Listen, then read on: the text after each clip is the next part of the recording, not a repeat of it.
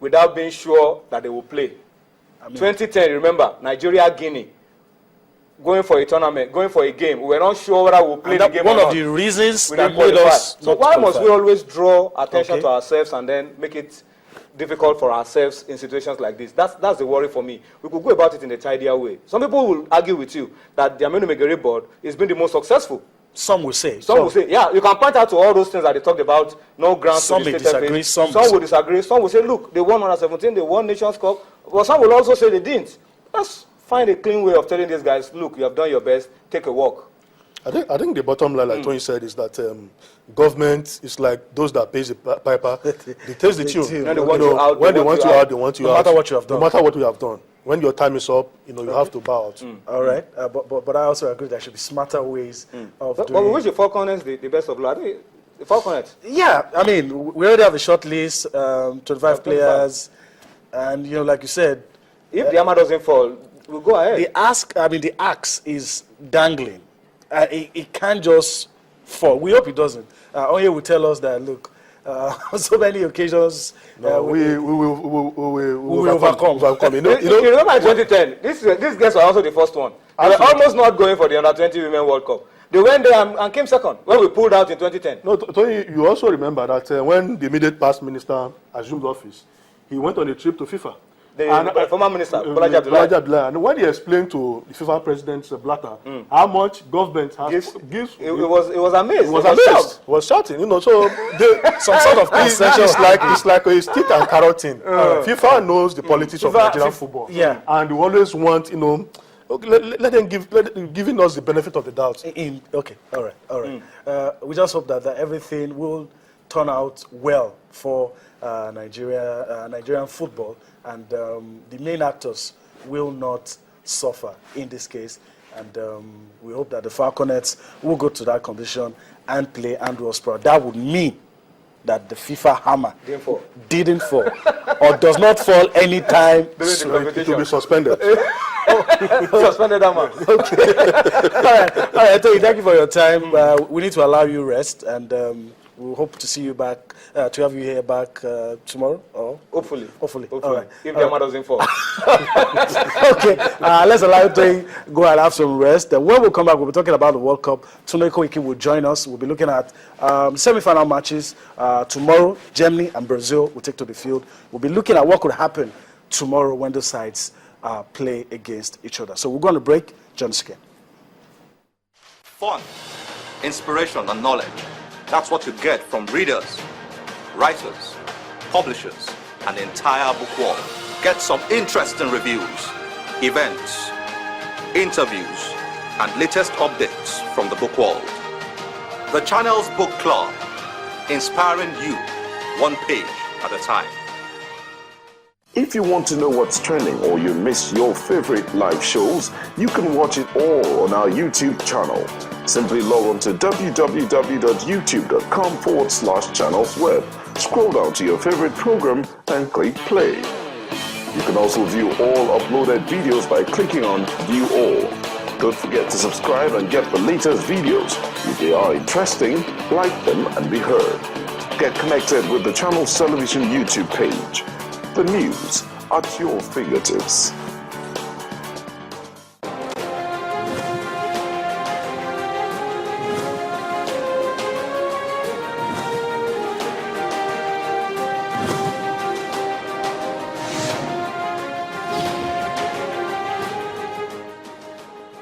Welcome back. We just made that switch. Tony Bitoye just left, and Tunde Koiki joins us. Tunde, let me welcome you to the show tonight. Thank you. Thank you very much, Eddie. All right, let's dive straight into it. Tunde, let's talk about tomorrow's semi-final match between Brazil and Germany. Well, could I be even wrong?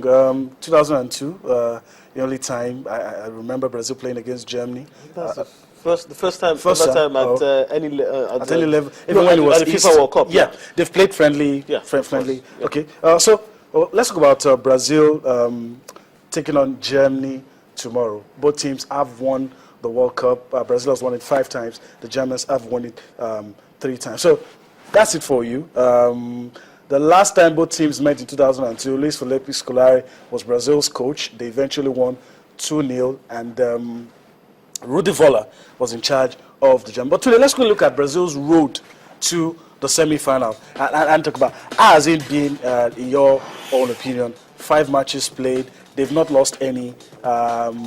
Okay, that's it on your screen. Let's just talk about it quickly. The road, how they got here. Tunde, how impressed were you about Brazil's road to the semis? You know, in African setting, there's a prayer some parents give their children that may your road be rough.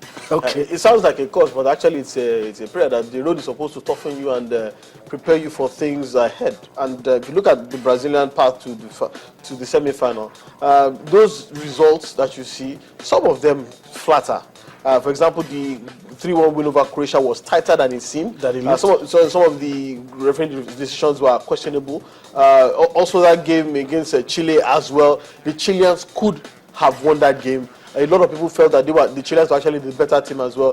2-1 against Colombia as well. The Colombians stifled the life out of the Brazilians, and they too could also have taken the game as well. In fact, some people said that Brazil overcame 2 of the best teams in the World Cup by some way, somehow they managed to do it. And some people also argue that this Brazilian team, if they do win the World Cup, they will probably be the worst Brazilian team in history ever to have become world champions. But it changes not from the fact that they've gotten here by merit. 3-1 against Croatia in their first game, a goalless draw with Mexico in the second game, a routine 3-1 win over a very poor Cameroonian team as well, a 4-3 penalty win, shootout win over Chile after regulatory time ended goalless, and that 2-1 win over Colombia as well. And that was the game in which their superstar Neymar was injured by Camilo Zuniga of Colombia, and also the captain and inspiration Thiago Silva also got a second yellow card for his efforts. So they are missing 2 inspirational players going into the final game, and right now the whole of Brazil is in a state of panic. Okay,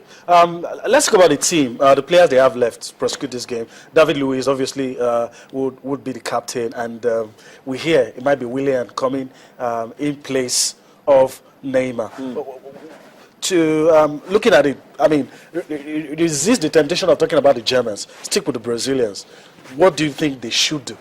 Well, they have to adjust as quickly as possible. The loss of Thiago Silva is a massive, massive void. His backup is Dante of Bayern Munich.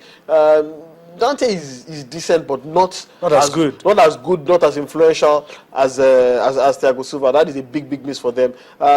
When you look at Neymar as well, Neymar too has also been the shining light of this team. He has been the most creative player for them as well. They are major outlet in terms of goals and in terms of creativity. And his loss will also, you wonder how a particularly workman-like Brazilian team, a Brazilian team that is surprisingly devoid of flair, of inspiration, of that moment of magic, is going to break down a German team that is, some agree, is the most efficient, most balanced team in this competition. All right, okay. All right, let's leave the Brazilians now. Let's talk about the Germans. Let's look at their road to the semis. I mean, it was quite better. Today, painted a picture of a not too impressive Brazilian side, but some will argue that the Germans, well, have really, I mean, just look at what they've been able to do to get to the semi-final. How impressed were you with their performance?